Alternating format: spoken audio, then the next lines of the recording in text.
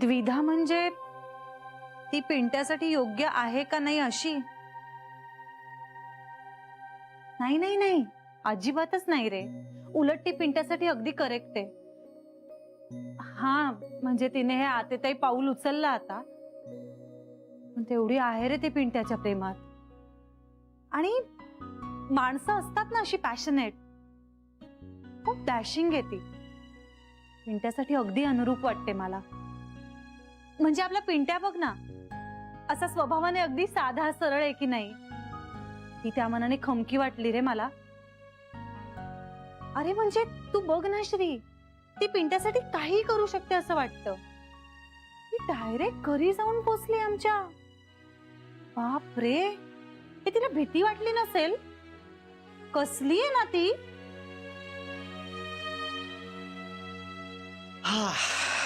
काय झालं?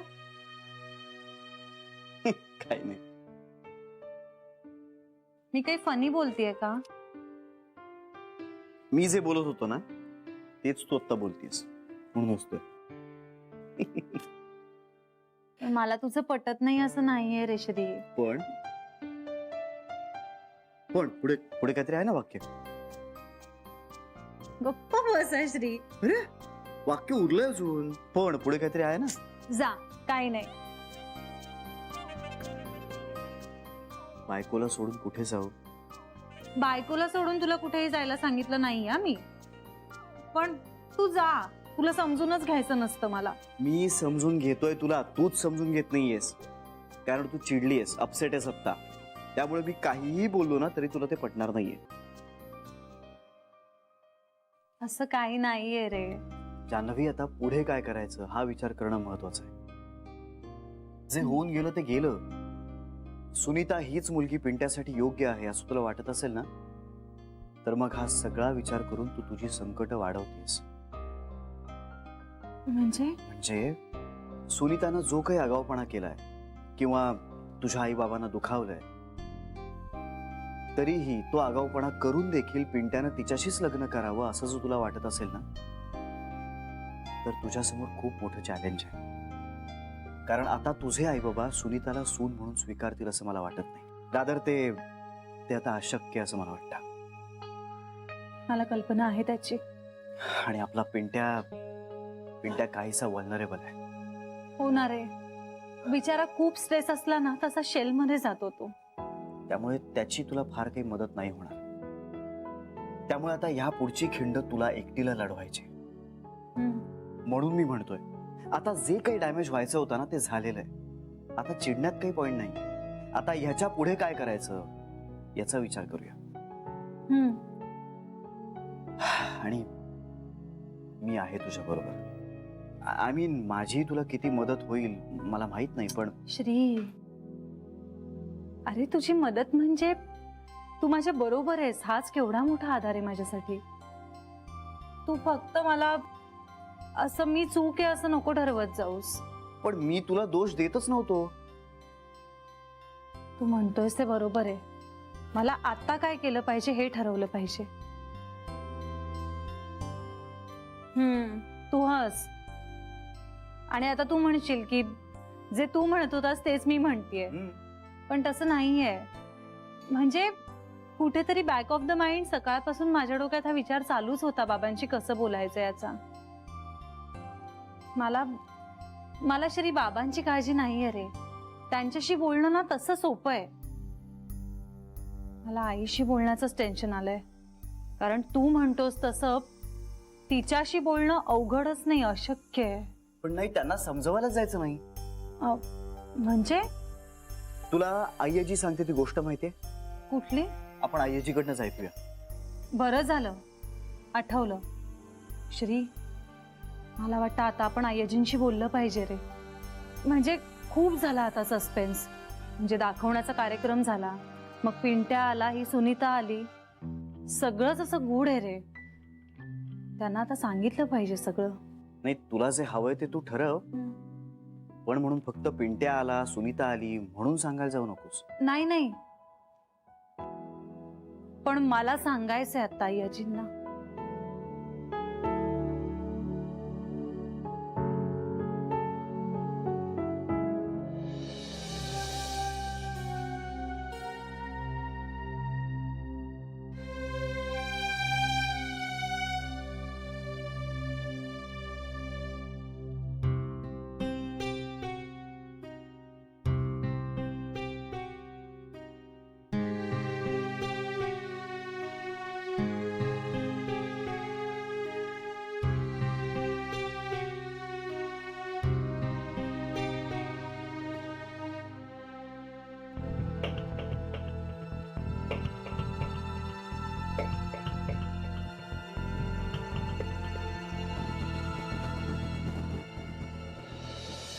ती गोष्ट तिचं काय आता? सांग ना, जान्हवीला ऐकायचे. अरे सांगितली असेल ना मी तिला. नाही, पण मला आठवत नाहीये.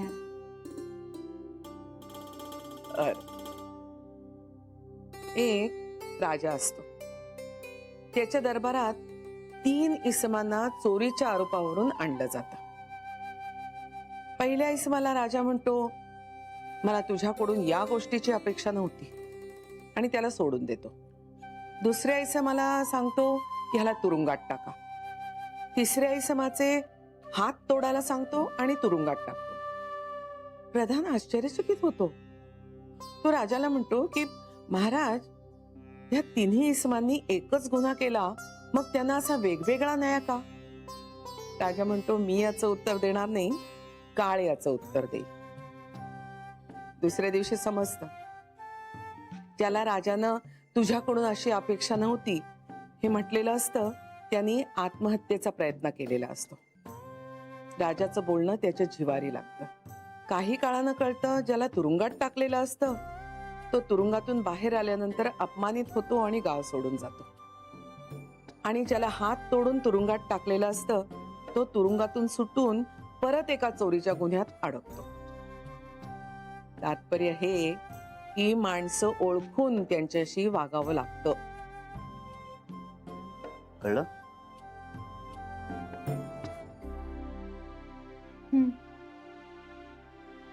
काय ग, कसला विचार करतेस? आईजी, मला तुम्हाला काहीतरी सांगायचंय. कशाच्या संदर्भात? पिंट्याच्या.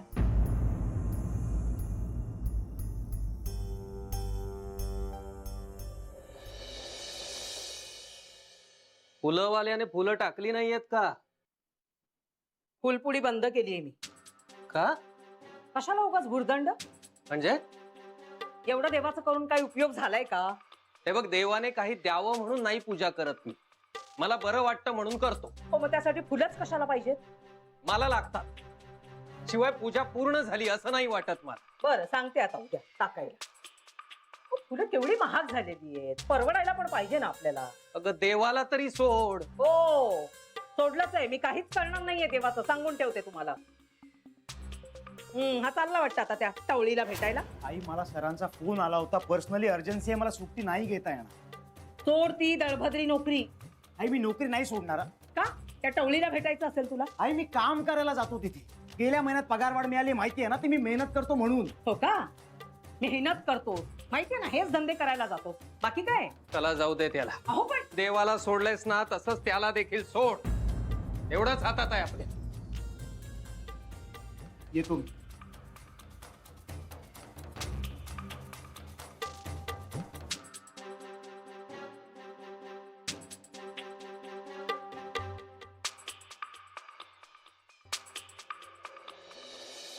आईजी, मी खरं तर सांगणारच होते हे सगळं तुम्हाला, पण मग म्हटलं गोड बातमीच देऊया ना, लग्न ठरल्याची. पण आता सुनीताने हे जे काय सगळं करून ठेवलं. मला उलट कौतुक वाटतंय त्या मुलीचं. खरेपणा आहे तिच्यात. सगळ्याला एकटी सामोरी जातीये, स्टँड घेतीये. तिला पाहिलं तेव्हा एवढी चुणचुणीत वाटली नव्हती ती, पण छान आहे मुलगी. आईजी, पण आता हा असा सगळा घोळ होऊन बसलाय. जान्हवी, मी तुम्हाला नेहमी सांगत आली आहे, खरं बोला. खरं बोलण्याने तेवढा पुरता वाईटपणा येतो, पण नंतर सगळं सुरळीत होतं. पण तुम्ही माझं ऐकतच नाही. अगं, कधीतरी खरं बोलायचंच ना, मग आधीच का नाही? एवढा डॅमेज कशाला होऊन द्यायचा? जान्हवी, खरं बोलण्याला पर्याय नसतो. आईची, अगं म्हणजे खरं तर प्रॅक्टिकल आयुष्यात इतकं खरं सतत बोलणं अवघड आहे. आम्हाला नाही कधी खरं बोलणं अवघड वाटलं रे. अगं, तुमचा काळ वेगळा होता. काळ बदलला म्हणून माणसं बदलतात का? नाती बदलतात का? तुम्हाला ना इन्स्टंट पीस हवी असते. त्यासाठी तुम्ही छोटं छोटं खोटं बोलता आणि इन्स्टंट पीस मिळवता. पण किती काळ टिकणार रे ती? तिलाही मर्यादा आहेतच ना. कितीही अचूक आणि तर्कशुद्ध खोटं बोललं तरी ते खऱ्याची जागा घेऊ शकत नाहीत श्री. शेवटी सत्याला पर्याय नाही. तुम्ही म्हणताय ते सगळं पटतंय आईची, पण त्याची प्रॅक्टिस अशी डे टू डे लाईफ मध्ये करणं जमत नाही ना. मनाचा निग्रह केला ना की सगळं जमत. सो आय्याजी, जान्हवीने आता काय करावं असं वाटतं तुला? खरं बोलावं, त्याला पर्याय नाही जान्हवी.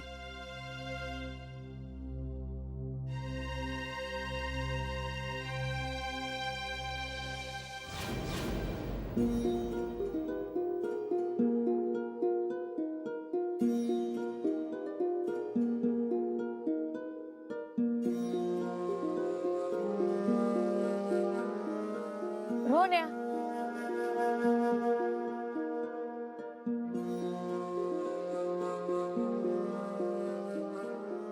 राडा झाला का रे काल? नाही तू काल हापिसात बी नाही आला ना.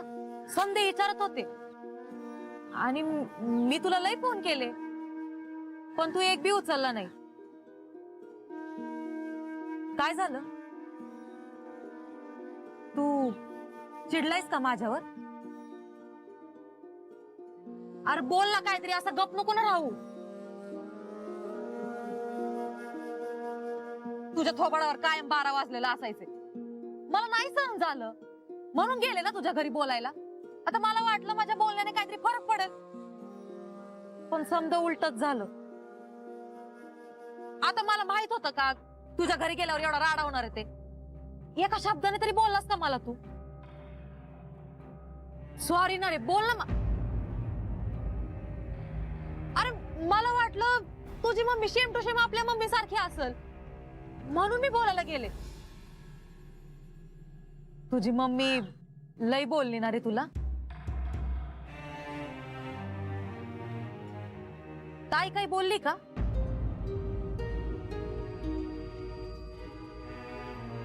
कोण ताई? अरे आपली जान्हवी ताई. एक मिनिट, तिचं काय? नाही मी फक्त विचारलं की ती काही बोलली. तिला मी काही सांगितलं नाहीये आणि सांगणार पण नाहीये. प्लीज कृपा करून हे सगळं तिच्यापर्यंत नको पोहोचवूस प्लीज.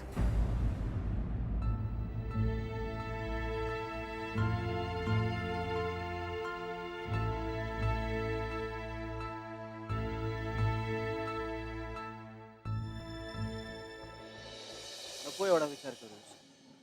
नाही, विचार नाही करत आहे मी. मग काय करतेस? आईजींना माणसांची खूप छान पारख आहे ना. ते आहेच. तुला माहितीये, आईजींना सुनीता खूप चांगली वाटली, म्हणजे अगदी पहिल्या भेटीत. पण म्हणजे नक्की काय म्हणायचंय तुला? अरे म्हणजे सुनीता खरंच खूप छान आहे. हे बघ, मला काही तिचा अनुभव नाही, पण जर तू म्हणत असशील की ती चांगली मुलगी आहे तर निश्चित चांगली असेल. आणि मुळात ती पिंट्याला आवडले म्हटल्यानंतर प्रश्नच नाही. पण या बाबतीत आय्याजीचं म्हणणं तू फार मनावर घेऊ नयेस असं मला वाटतं. का? अगं कारण तिला सत्यानं वागणारी माणसं नेहमीच आवडतात. पण सत्याने वागणं हा एकच निकष नसतो ना. पण आय्याजी समोर एखादा सच्चा खरं वागणारा माणूस असेल ना, तर मग त्याच्या इतर दोषांकडे आय्याजी सहज कानाडोळा करते. पण म्हणजे असं झालंय कधी? बऱ्याचदा झालंय. म्हणजे जेव्हा आय्याजी गोखले गृहउद्योग सोडत होती आणि मी टेक ओव्हर करत होतो ना, म्हणजे तो ओव्हरलॅपिंग पिरियड होता ना, त्या फेज मध्ये असं झालंय. म्हणजे एखादा माणूस त्या त्या कामात एक्सपर्ट नसला ना तरी तिला चालायचं. त्यामुळे ना आमचं खूप क्लॅशेस व्हायचं. म्हणजे आता फॉर एक्झाम्पल एखादा माणूस डिझायनर म्हणून अपॉइंट झाला असेल ना, तर मग तो किती चांगली डिझाईन्स बनवतो याच्याशी माझा कन्सर्न आहे. कारण माझं काम फक्त त्याच्या डिझाईन्स पुरतं होतं. पण आय्याजीसाठी तो डिझायनर म्हणून अपॉइंट झालेला माणूस डिझायनर म्हणून जरा कमी गुणी असेल ना तरी चालायचं, पण माणूस म्हणून सच्चा असला पाहिजे. म्हणजे अशा परीने तिचं म्हणणं योग्य होतं. तिचं असं नेहमीच म्हणणं होतं की सच्ची माणसं सोडा. माझा अँगल थोडासा वेगळा होता. पण म्हणजे तुला असं म्हणायचंय की सुनीता जरी सच्ची असली तरी ती पिंट्याचा संसार उत्तम करू शकेलच असं नाही? हा, सुनीताबद्दल असं काही म्हणायचं नाहीये. पण जो माणूस ज्या कामासाठी अपॉइंट झालाय ना, त्यानं त्याचं काम योग्य करावं इतकंच माझं म्हणणं आहे. प्रत्येकच माणूस थोडासा खरा थोडासा खोटा असतोच ना. आणि हे मी जनरल म्हणतोय, म्हणजे आय्याजीच्या म्हणण्यावरती तू काही निष्कर्ष काढू नयेस. जर तुला इंडिव्हिज्युअली ती आवडत असेल ना तर मग गोष्ट वेगळी. आता मलाही तिचा एवढा अनुभव नाहीये, तुझ्यापेक्षा जास्त असेल कदाचित, पण माणूस म्हणून कळायला जेवढा लागतो ना तेवढा नक्कीच नाहीये. पण श्री, मला बुद्धीपेक्षा मनाने कनेक्ट होणारी माणसं जास्त आवडतात आणि मला सुनीता तशी वाटते. माझं मन मला सांगतंय की पिंट्यासाठी ना अगदी अनुरूप आहे. आता तिचं पिंट्यावर प्रेमही आहे की दुधात साखर. तसं झालं तर उत्तम. श्री चल, तू निघ आता, तुला उशीर होईल नंतर. तू जाशील ना आता नीट? श्री, ते समोर बँक आहे. चल, मी तुला संध्याकाळी फोन करतो आणि घ्यायला येतो. चल, बाय बाय बाय. नीट जा. हो हो.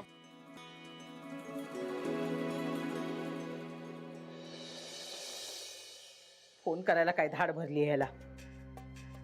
अरे काही कळत कसं नाही हे, आपली आई एवढा वेळ फोन करतेय. का करत असेल, काही काळजी वाटत असेल, फोन करावा ना. काही वाटत नाहीये ह्याच्यासाठी. हाडाची काढ जरी केली ना तरी ह्याला काही वाटणार नाहीये माझ्याबद्दल. अहो जरा तुमच्या फोनवरनं फोन करा ना त्याला. माझा जरा बॅलन्स कमी आहे. काय काम आहे तुझं त्याच्याकडे? सगळं ठीक आहे ना ते बघायचं होतं. मग ते फोनवरून कसं कळेल? कळेल मला त्याच्या आवाजावरनं कळेल. अहो आई आहे ना मी त्याची, जन्म दिलाय मी त्याला. लावा ना जरा फोन. काही गरज नाही. हो असं काय करताय? हो आई आहे मी त्याची. त्याचा आवाज ऐकल्याशिवाय माझ्या जीवात जीव येणार नाही. मग करत राहा फोन तुझ्या फोनवरून. हो असं काय करताय तुम्ही? हे बघ, इतकं सगळं झाल्यानंतर मला त्याच्याशी एक शब्द सुद्धा बोलायची इच्छा नाहीये. तो भला आणि त्याचं नशीब भलं. मला आता ना त्याला काही विचारायचंय ना सांगायचंय. त्यामुळे माझ्या फोनवरून त्याला फोन नकोच. हो, तुम्ही कशाला डोक्यात राग घालून घेताय? तो एक मूर्ख आहे माहिती आहे ना आपल्याला. पण आता आपल्याला त्याला ढील देऊन चालणार नाही. उगाच पळून बिळून जायचा त्या कैदाशणी बरोबर. पुरे आता. पुरे काय पुरे? काही झालं तरी माझ्या पिंट्याला मी त्या औदसेच्या गळ्यात मंगळसूत्र घालू देणार नाही. मग आयुष्यभर माझा पोरगा बिन लग्नाचा राहिला ना तरी चालेल मला. कला नाव आहे माझं, शशिकला सहस्त्रबुद्धे.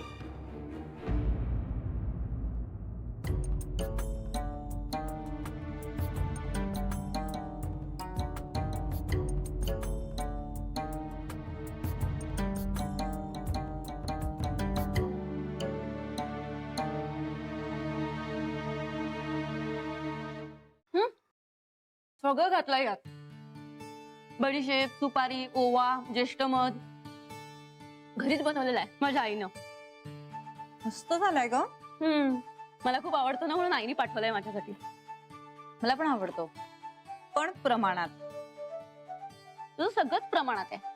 चहा प्रमाणात, खाणं प्रमाणात, कामही प्रमाणात करत जा. अति काम करतेस मग आम्हालाही करावं लागतं. जान्हवी, बरं ऐक ना, परवा तुझ्या घरी काही राडा झाला का ग?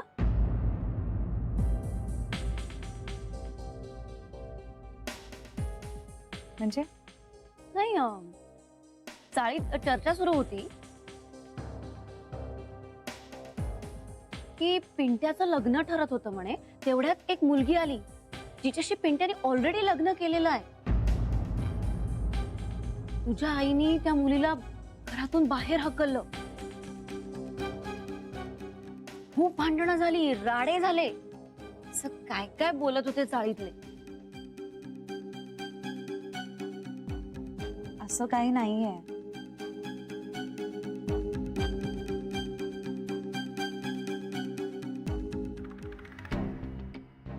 तेच मी म्हंटल, पिंट्याचं लग्न झालं असतं तर आम्हाला कळलं नसतं. त्यावरती नानी म्हणाली की तुझ्या आईच्या धाकामुळे पिंट्याने पळून जाऊन लग्न केलं. हे बघ, असं खरंच काही नाहीये. अगं पण तुझ्या घरी राडा झाला हे खरं आहे. कारण तुझ्या आईचा मोठमोठ्याने बोलण्याचा आवाज ऐकू आला आमच्या घरापर्यंत. मनीषच्या आईबाबांनी पण ऐकलं. ते कुठे काही बोलले नाही, पण जनरल अशी चर्चा आहे चाळीत. काय पण झालं काय आहे नक्की? म्हणजे पिंट्याचं नेमकं काय चाललंय सध्या? मी सांगते तुला नंतर सगळं. काही प्रॉब्लेम आहे का पण?